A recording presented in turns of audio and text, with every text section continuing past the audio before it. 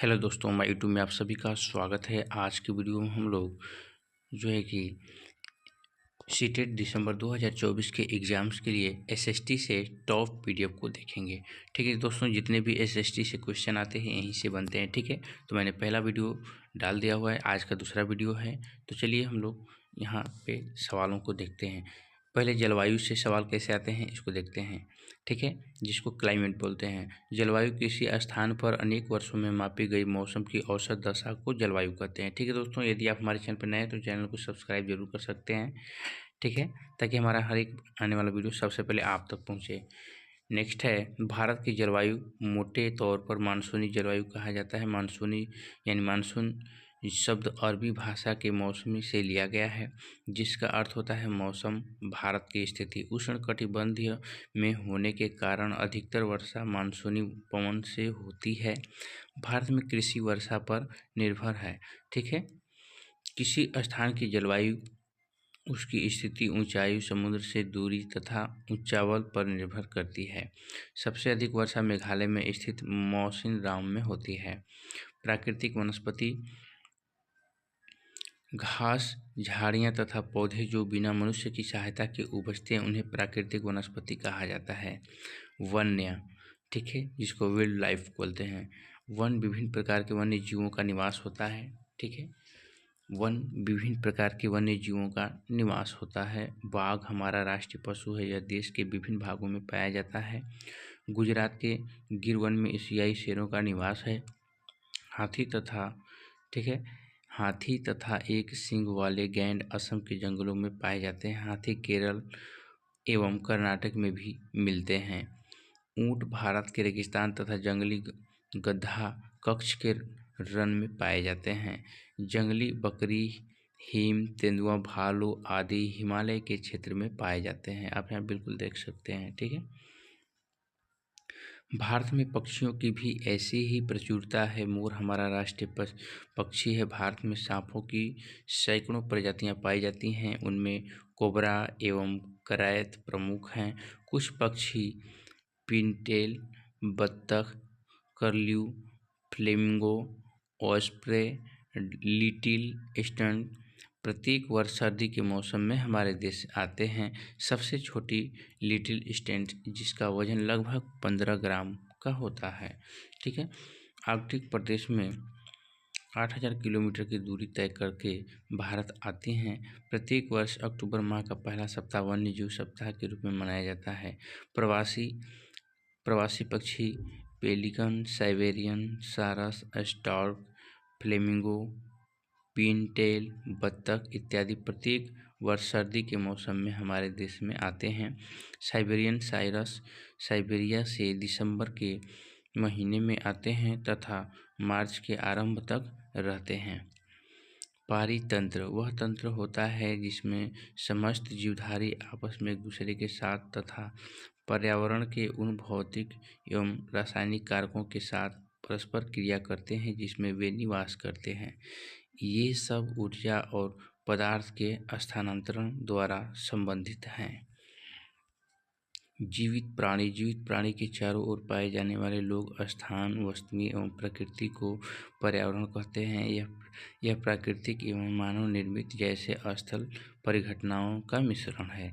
पृथ्वी के प्रमुख परिमंडल, पृथ्वी का ठोस भाग, ठीक है दोस्तों, पृथ्वी का ठोस भाग जिस पर हम रहते हैं उसे भूमंडल कहा जाता है। गैस की परतें जो पृथ्वी को चारों ओर से घेरती है उसे वायुमंडल कहा जाता है। जहां ऑक्सीजन, नाइट्रोजन, कार्बन डाइऑक्साइड तथा दूसरी गैसें पाई जाती हैं।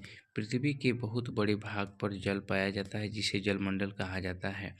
जलमंडल में जल की सभी अवस्थाएं जैसे बर्फ, जल एवं जलवाष्प सम्मिलित हैं।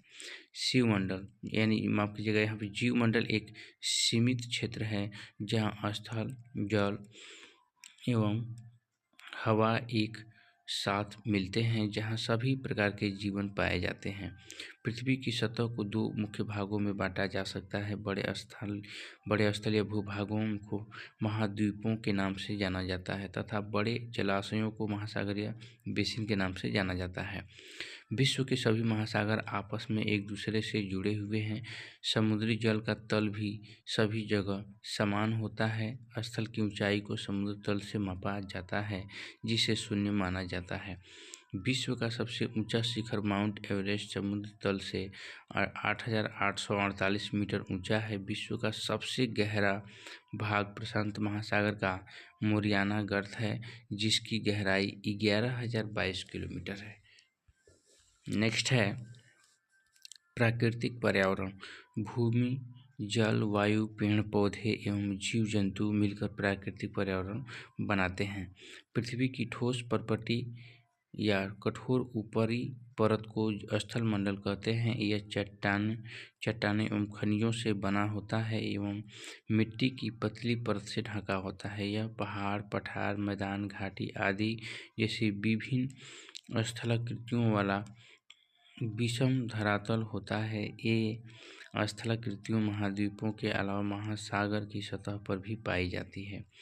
स्थल मंडल वह क्षेत्र जो हमें वन, कृषि एवं मानव बस्तियों के लिए भूमि, पशुओं को चरने के लिए घास स्थल प्रदान करता है। यह खनिज संपदा का भी एक स्रोत है। जलमंडल जल के क्षेत्र को जलमंडल कहते हैं। यह जल के विभिन्न स्रोतों जैसे नदी, झील, समुद्र, महासागर आदि जैसे विभिन्न जलाशयों से मिलकर बनता है। यह सभी प्राणियों के लिए आवश्यक है।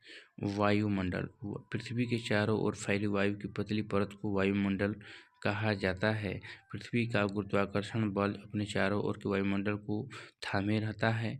यह सूर्य की झुलसाने वाली गर्मी एवं हानिकारक किरणों से हमारी रक्षा करता है। इसमें कई प्रकार की गैस, धूल, कण एवं जलवाष्प उपस्थित रहते हैं। वायुमंडल में परिवर्तन होने से मौसम एवं जलवायु में परिवर्तन होता है। जैवमंडल पादप एवं जीव जंतु मिलकर जैवमंडल या सजीव संसार का निर्माण करते हैं। यह पृथ्वी का वह संकीर्ण क्षेत्र है जहाँ स्थल, जल एवं वायु मिलकर जीवन को संभव बनाते हैं। जीवन मंडल जीवन स्थल तथा जल, हवा के बीच एक सीमित भाग है। यह वह भाग है जहाँ जीवन मौजूद है। यहाँ जीवों की बहुत सी प्रजातियाँ हैं जो कि सूक्ष्म जीवों तथा बैक्टीरिया से लेकर बड़े स्तनधारियों के आकार में पाई जाती हैं। मनुष्य सहित सभी प्राणी जीवित रहने के लिए एक दूसरे से तथा जीवन मंडल से जुड़े हुए हैं। जीवन मंडल के प्राणियों को मुख्यतः दो भागों में जंतु जगत एवं पादप जगत में विभक्त यानी किया जा सकता है। ठीक है। पृथ्वी का आंतरिक भाग एक प्याज की तरह पृथ्वी भी एक के ऊपर एक संकेंद्रित परतों से बनी है। पृथ्वी की सतह की सबसे ऊपरी परत को परपटी कहते हैं। यह सबसे पतली परत होती है। यह महाद्वीपीय संहति में 35 किलोमीटर एवं समुद्री सतह में केवल 5 किलोमीटर तक है। महाद्वीपीय संहति मुख्य रूप से सिलिका एवं एल्यूमिना जैसे खनिजों से बनी है, इसलिए इसे Cl यानी सिलिका तथा एल्यूमिना कहा जाता है। महासागर की परपटी मुख्य सिलिका एवं मैग्नीशियम की बनी है, इसलिए इसे सीमे कहा जाता है। परपटी के ठीक नीचे मेटल होता है जो 2900 किलोमीटर की गहराई तक फैला होता है। इसकी सबसे आंतरिक परत क्रोड है, जिसकी त्रिज्या लगभग 3500 किलोमीटर है। यह मुख्यतः निकल एवं लोहे की बनी होती है तथा इसे नीफे या निकिल तथा फेरस कहते हैं। केंद्रीय क्रोड का तापमान एवं दाब काफ़ी उच्च होता है। आइए सेल्स के बारे में जानते हैं, जिसको रॉक्स बोला जाता है। पृथ्वी की प्रॉपर्टी अनेक प्रकार के सेल से बनी है। पृथ्वी की प्रॉपर्टी बनाने वाले खनिज पदार्थ की किसी भी प्रकृति पिंड को सेल कहते हैं। सेल या चट्टान खनिजों के मिश्रण से बना पदार्थ है। मुख्य रूप से सेल 3 प्रकार के होते हैं: आग्नेय सेल, अवसादी सेल, कायांतरित सेल। ठीक है। आग्नेय सेल 2 प्रकार के होते हैं: अंतर्वर्ती सेल, ठीक है, उसके बाद एवं बहिर्वेदी सेल। आग की तरह लाल द्रवित मैग्मा की लावा होता है जो पृथ्वी के आंतरिक भाग से निकलकर सतह पर आता है। जब द्रवित लावा पृथ्वी की सतह पर आता है, यह तेजी से ठंडा होकर ठोस बन जाता है। प्रॉपर्टी पर इस प्रकार से बने सेल को बहिर्वेदी अग्नि सेल कहते हैं। इनकी संरचना बहुत महीन दानों वाली होती है। उदाहरण के लिए बेसाल्ट दक्कन पठार बेसाल्ट सेलों से ही बना है। द्रवित मैग्मा कभी कभी भूपर्पटी के अंदर गहराई में ही ठंडा हो जाता है। इस प्रकार बने ठोस सेलों को अंतर्वेदी अग्नि सेल कहते हैं। धीरे धीरे ठंडा होने के कारण ये बड़े दानों का रूप ले लेते हैं। ग्रेनाइट ऐसे ही सेल का एक उदाहरण है। अग्नि सेलों की रचना भूगर्भ से निकलने वाले तत्वों और तरल पदार्थों के ठंडा होकर जमने के फलस्वरूप हुई है। ये तरल पदार्थ पृथ्वी के आंतरिक भागों में गर्म एवं पिघले हुए रूप में रहते हैं। इसे मैग्मा कहते हैं। जब यह मैग्मा पृथ्वी के धरातल पर पहुंचता है तो लावा कहलाता है। ग्रेनाइट बेसाल्ट ग्रेबो और डायरोराइट आग्नेय सेल के प्रमुख उदाहरण हैं। पृथ्वी की भूपर्पटी का 2/3 भाग आग्नेय सेलों से बना है। आग्नेय चट्टानों को प्राथमिक चट्टानें भी कहते हैं क्योंकि इन्हीं चट्टानों से जो कि अन्य चट्टानों का भी निर्माण होता है।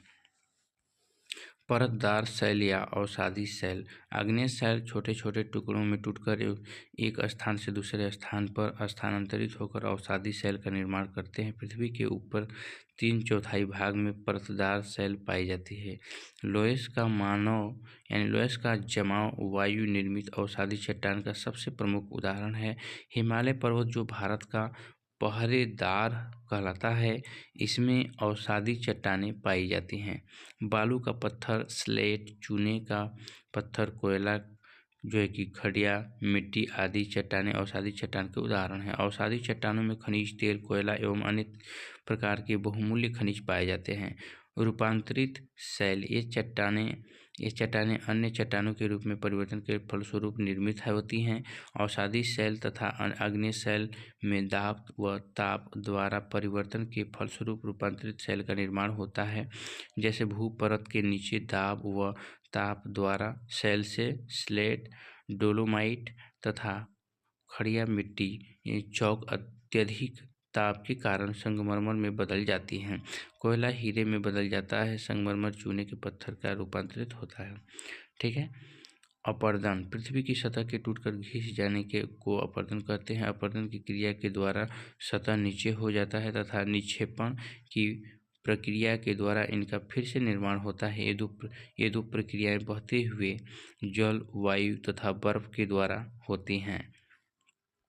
वायु, जल आदि जो है कि अपर्दित पदार्थ को एक स्थान से दूसरे स्थान पर ले जाते हैं और जिसके फलस्वरूप एक स्थान पर निक्षेपित करते हैं। अपर्दन एवं निक्षेपण की ये प्रक्रम पृथ्वी के धरातल पर विभिन्न स्थलाकृतियों का निर्माण करते हैं। विश्व की सबसे गहरी खान दक्षिण अफ्रीका में स्थित है तथा इसकी गहराई लगभग 4 किलोमीटर है। तेल की खोज में इंजीनियर 6 किलोमीटर गहराई तक खोद चुके हैं। पृथ्वी के केंद्र तक पहुंचने के लिए जो बिल्कुल असंभव है, समुद्री की सतह पर 6000 किलोमीटर गहराई तक खोदना होगा। पृथ्वी के आयतन का केवल 1% हिस्सा ही प्रॉपर्टी है। 84% मेटल एवं 15% हिस्सा क्रोड है। पृथ्वी की त्रिज्या 6371 किलोमीटर है। इग्नियस, लैटिन शब्द इग्नियस जिसका अर्थ होता है अग्नि। सोडिमेट्री, लैटिन शब्द सोडिमेटम जिसका अर्थ होता है स्थिर। मेटामोर्फिक, ग्रीक शब्द मेटामोर्फोस जिसका अर्थ होता है रूप परिवर्तन। जीवाश्म, शैली के पर्वतों में दबे मृत पौधों एवं जंतुओं के अवशेषों को जीवाश्म कहते हैं। धरातल के रूप। हिमालय, आल्प्स, रॉकीज, एंडीज आदि मूर्धार वलित पर्वत के प्रमुख उदाहरण हैं। भारत में विंध्याचल और सतपुड़ा पर्वत, ब्लॉक पर्वत के तथा नर्मदा व तापी नदियाँ भ्रंश घाटी के उदाहरण हैं। भी आकार की घाटी नदी पर्वतीय क्षेत्र में अपनी तली को काटकर उसे गहरा करती हैं। इससे अंग्रेजी के अक्षर भी के आकार की घाटी का निर्माण होता है।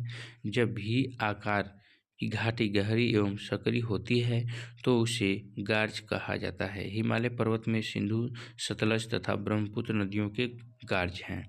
जल प्रपात, जब नदी का जल ऊंचाई से खड़े ढाल के सहारे अधिक वेग से नीचे गिरता है तो इसे जलप्रपात कहते हैं। विश्व का सबसे ऊंचा जलप्रपात दक्षिण अमेरिका के वेनेजुएला का एंजेल है।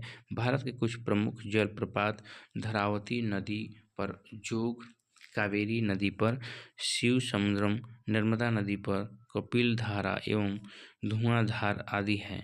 डेल्टा नदी के सागर में गिरने से पहले विसर्प टेढ़े मेढ़े रास्ते के कारण उसके बहने की गति अधिक धीमी पड़ जाती है। इस कारण डेल्टा का निर्माण होता है। गंगा ब्रह्मपुत्र का डेल्टा संसार के प्रमुख डेल्टाओं में से एक है। गुफा या सुरंग, वर्षा का कुछ जल चट्टान और मिट्टी में प्रवेश कर जाता है। पहाड़ों में कहीं कहीं चूने की चट्टान मिलती है जिसमें जल रिस कर चट्टान के भीतर पहुंच जाता है तथा रासायनिक अपक्षय द्वारा चूने को घुलाकर दूर बहा ले जाता है, जिससे पहाड़ी में गुफा या सुरंग बन जाता है।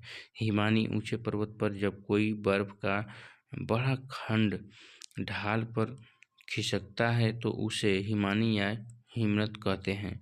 पहाड़ी भाग में हिमानी सपाट, चौड़ी, खड़े ढाल वाली घाटियों का निर्माण करती हैं तो इनका आकार अंग्रेजी के यू अक्षर की तरह होता है। पहले से बनी भी आकार की घाटी को हिमानी यू आकार की घाटी में बदल जाती है। हिमोड़, जो है कि जब हिमालयी चट्टानों को घर्षित कर उसका चूर्ण पर्वत के निचले भागों में जमा कर देता है तो उसे जो है कि हिमोड़ कहा जाता है। बालू का स्तूप, मरुस्थलीय प्रदेश में जब पवन के मार्ग में कोई बाधा होती है तब पवन का वेग कम हो जाता है जिससे पवन के साथ उड़ने वाले पदार्थ धरातल पर गिरकर बालू के टीलों का निर्माण करते हैं। इन्हें बालू का स्तूप कहते हैं। छत्रक शिला, पवन द्वारा उड़ाए गए बालू के कण द्वारा अपरदन का कार्य धरातल से कुछ मीटर ऊंचाई तक अधिक होता है। इस प्रक्रिया में पवन निचले भाग को घिस देती है परंतु ऊपरी भाग छतरी के आकार का होता है जिसे छत्रक शिला कहते हैं। आइए भूकंप से कुछ प्रश्नों को देखते हैं। ज्वालामुखी भूपर्पटी पर खुला एक ऐसा छिद्र होता है जिससे पिघले हुए पदार्थ अचानक निकलते हैं। इसी प्रकार स्थलीय प्लेटों की गति करने पर पृथ्वी की सतह पर कंपन होता है। यह कंपन पृथ्वी के चारों ओर गति कर सकता है। इस कंपन को भूकंप कहते हैं। भूपर्पटी के नीचे वह स्थान जहाँ कंपन आरंभ होता है उद्गम केंद्र कहलाता है। उद्गम केंद्र के भू सतह पर उसके निकटतम स्थान को अधिकेंद्र कहते हैं। अधिकेंद्र के निकटतम भाग में सर्वाधिक हानि होती है एवं अधिकेंद्र से दूरी बढ़ने के साथ भूकंप की तीव्रता धीरे धीरे कम होती जाती है। भूकंप का मापन करने वाले यंत्र को भूकंप लेखी या भूकंप कहते हैं। भूकंप की तीव्रता रिएक्टर स्केल पर मापी जाती है। जिस भूकंप की तीव्रता 2.0 अथवा उससे कम होती है उसका प्रभाव नहीं के बराबर होता है। जिस भूकंप की तीव्रता 5.0 होती है वह वस्तुओं के गिरने से क्षति पहुंचा सकता है। जिस भूकंप की तीव्रता 6.0 अथवा उससे अधिक होती है वह बहुत शक्तिशाली और जिसकी तीव्रता 7.0 अथवा अधिक होती है वह सर्वाधिक शक्तिशाली समझा जाता है। जलप्रपात से कैसे प्रश्न आते हैं चलिए देखते हैं। सबसे ऊंचा जलप्रपात दक्षिण अमेरिका के वेनेजुएला का एंजेल जलप्रपात है। अन्य जलप्रपात उत्तरी अमेरिका में कनाडा तथा संयुक्त राज्य अमेरिका की सीमा पर स्थित है। नियाग्रा जलप्रपात है और अफ्रीका में जाम्बिया एवं जिम्बाब्वे की सीमा पर स्थित विक्टोरिया जलप्रपात है। आइए नदी से कैसे प्रश्न आते हैं इसको देखते हैं। नदी के जल से दृश्य भूमि का अपरदन होता है। जब नदी किसी खड़े ढाल वाले स्थान से अत्यधिक कठोर शैल या खड़े ढाल वाली घाटी में गिरती है तो यह जलप्रपात बनाती है। ठीक है, जब नदी मैदान क्षेत्र में प्रवेश करती है तो वह जोरदार मार्ग पर बहने लगती है। नदी के इन्हीं बड़े मोड़ को विसर्ग कहते हैं। इसके बाद विसर्गों के किनारों पर लगातार अपर्दन एवं बीज निक्षेपण शुरू हो जाता है। विसर्प लूप के सिरे निकट आते जाते हैं। समय के साथ विसर्प लूप नदी से कट जाते हैं और एक अलग झील बनाते हैं, जिसे जो है कि चाप झील कहते हैं। नदी के उत्थित तटों को तटबंध कहते हैं। समुद्र तक पहुँचते पहुँचते नदी का प्रवाह धीमा हो जाता है तथा नदी अनेक धाराओं में विभाजित हो जाती है, जिनको विरका कहा जाता है। यहाँ नदी इतनी धीमी हो जाती है कि यह अपने साथ लाए मलबे का निक्षेपण गिरने लगती है। ठीक है, निक्षेपण करने लगती है। यहाँ पे प्रत्येक विवृत अपने मुहाने का निर्माण करती है। सभी मुहानों के अवसादों के संग्रह से डेल्टा का निर्माण होता है। सिंधु नदी तंत्र की मुख्य नदी सिंधु और सहायक नदियाँ झेलम, चिनाब, सतलज, रावी, ब्यास आदि हैं। यह नदी तंत्र जम्मू कश्मीर, हिमाचल प्रदेश और पंजाब में फैला है। सिंधु नदी का उद्गम स्थल तिब्बत में मानसरोवर झील के निकट है। गंगा नदी तंत्र की मुख्य नदी गंगा और सहायक नदियाँ यमुना, घाघरा, गंडक, गोमती, कोसी आदि हैं। यह नदी तंत्र उत्तरी मैदान के अधिकांश भाग में फैली हुई हैं। गंगा नदी का उद्गम स्थल हिमालय में स्थित गंगोत्री हिमनद है। ब्रह्मपुत्र नदी तंत्र की मुख्य नदी ब्रह्मपुत्र और सहायक नदियाँ लुहित, दिबांग, तीस्ता आदि। यह नदी तंत्र अरुणाचल प्रदेश और असम में विस्तृत है। ब्रह्मपुत्र नदी का उद्गम स्थल भी तिब्बत में मानसरोवर झील के निकट है। ब्रह्मपुत्र नदी चीन, भारत और बांग्लादेश में बहती हैं। इसे चीन में सांगपो और बांग्लादेश में मेघना या जमुना नाम से पुकारा जाता है। गंगा नदी को बांग्लादेश में पद्मा नाम से पुकारा जाता है। नर्मदा और ताप्ती नदियों का बहाव पश्चिम की ओर और वह अपने जल का विसर्जन अरब सागर में करती हैं। पूर्वी तटीय मैदान में ठीक है, महानदी गोदावरी, कृष्णा और कावेरी नदियां बहती हुई बंगाल की खाड़ी में गिरने से पूर्व डेल्टा का निर्माण करती हैं। पूर्वी तटीय मैदान की मुख्य झीलें घिरका, कोलेल, जो है कि पुलिकट आदि हैं। त्रिभुजाकार भूभाग ही डेल्टा कहलाता है। गंगा एवं ब्रह्मपुत्र नदियां विश्व के सबसे बड़े डेल्टा का सुंदरवन ठीक है, सुंदरवन का निर्माण करती हैं। समुद्र तरंग के कार्य, चलिए इससे रिलेटेड प्रश्नों को देखते हैं। समुद्र तरंग के अपर्दन एवं निक्षेपण तटीय स्थलाकृतियों बनाते हैं। समुद्री तरंगें लगातार शैलों से टकराती रहती हैं, जिससे दरार विकसित होती हैं। समय के साथ ये बड़ी और चौड़ी होती जाती हैं। इनको समुद्री गुफा भी कहते हैं। इन गुफाओं के तटीय मेहराब बड़े हो जाने पर इनमें केवल छत ही बचती है, जिससे तटीय मेहराब बनते हैं। लगातार अपर्दन छत को भी तोड़ देता है और केवल दीवारें बचती हैं। दीवार जैसी इन आकृतियों को स्टैंड कहते हैं। अब हिमनद के क्या क्या कार्य हैं, आइए हम देखते हैं। हिमनद अथवा हिमानी बर्फ की नदियाँ होती हैं। हिमनद अपने नीचे की कठोर चट्टानों से गोलाश्मी मिट्टी और पत्थरों को अपरदित कर देती है और गोलाश्मी मिट्टी एवं पत्थरों में भूदृश्य का अपरदन करती है। हिमनद गहरे गर्तों का निर्माण करती हैं। पर्वतीय क्षेत्रों में बर्फ पिघलने से उन गर्तों में जल भर जाता है और वे सुंदर झील बन जाते हैं। हिमनद के द्वारा लाए गए पदार्थ जैसे छोटे छोटे शैल, रेत एवं तलछट मिट्टी निक्षेपित होती हैं। ये निक्षेप हिमनद हिमोड़ का निर्माण करते हैं। पवन के क्या कार्य हैं। रेगिस्तान में पवन अपर्दन एवं निक्षेपण का प्रमुख कारक है। रेगिस्तान के छत्रक के आकार के शैल देखे जा सकते हैं, जिन्हें सामान्यतः छत्रक शैल कहा जाता है। पवन शैल के ऊपरी भाग की अपेक्षा निचले भाग को आसानी से काटती हैं, इसलिए ऐसी शैल के आधार पर संकीर्ण एवं शीर्ष विस्तृत होते हैं। पवन चलने पर यह अपने साथ रेत को एक स्थान से दूसरे स्थान पर पहुंचाती हैं। जब पवन का बहाव रुकता है तो यह रेत गिरकर छोटी पहाड़ी बनाती हैं। इनको बालू टिब्बा कहते हैं।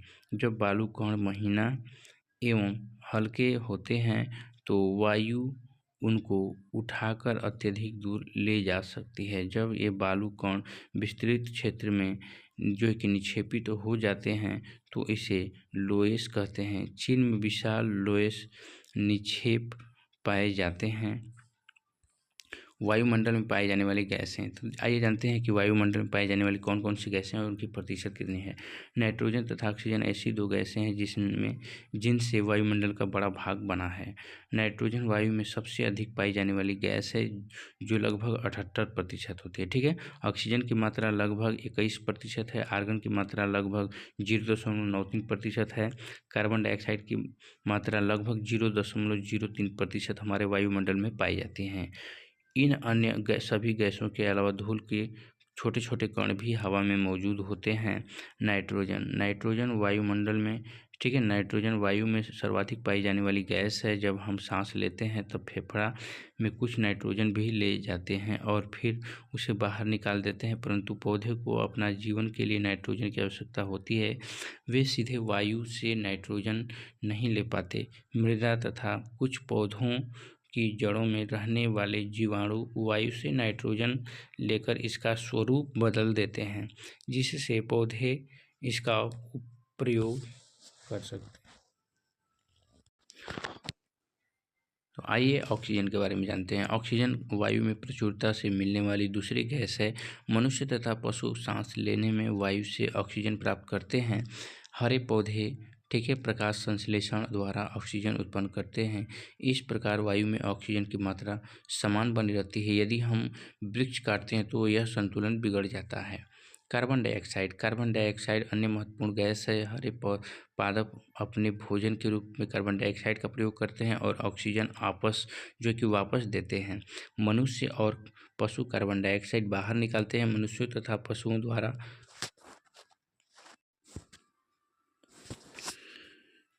जो है कि बाहर छोड़ी जाने वाली कार्बन डाइऑक्साइड गैस की मात्रा पादपों द्वारा प्रयोग की जाने वाली गैस के बराबर होती है, जिससे यह संतुलन बना रहता है।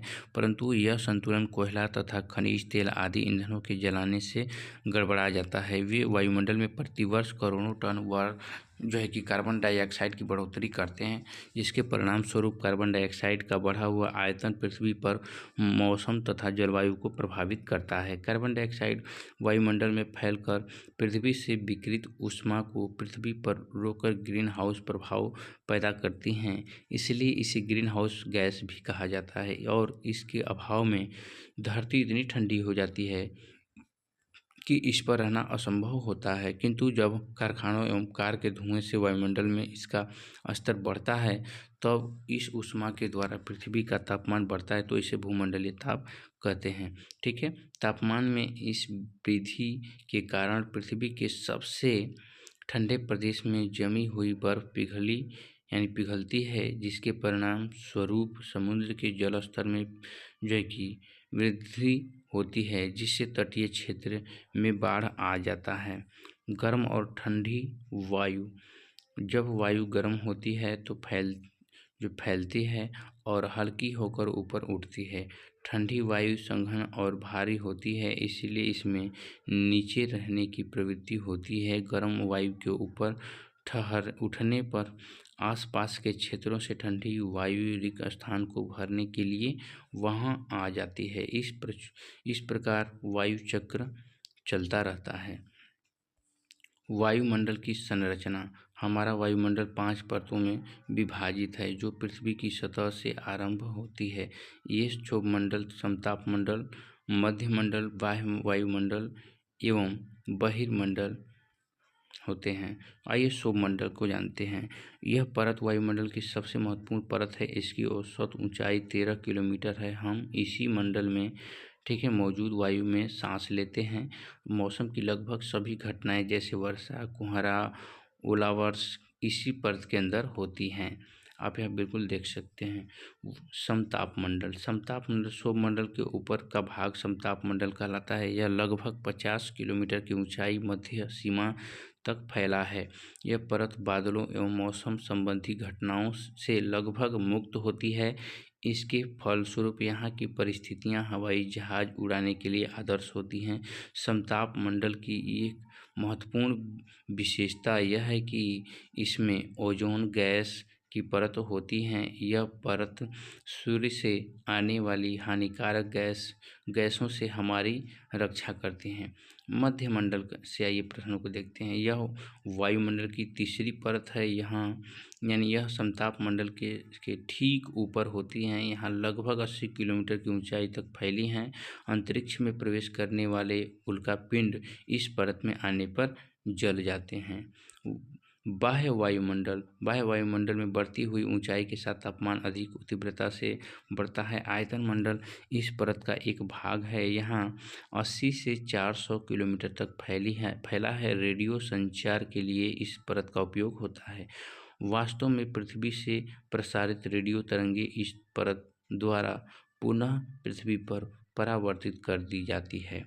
बहिर्मंडल, ठीक है। बहिर्मंडल यानी वायुमंडल की सबसे ऊपरी परत को बहिर्मंडल के नाम से जाना जाता है। यह वायु की पतली परत होती है। हल्की गैस जैसे हीलियम एवं हाइड्रोजन यहीं से अंतरिक्ष में तैरती रहती हैं। तापमान सूर्य से आने वाली वह ऊर्जा जिसे पृथ्वी रोक लेती है आतपन जो है कि आतपन कहलाती है, यानी जिसको तापमान कहते हैं, ठीक है। यहाँ पे तापमान रहना चाहिए, तापमान कहलाती है। आतपन यानी सूर्य ताप की मात्रा भूमध्य रेखा से ध्रुवों की ओर घटती है, ठीक है दोस्तों।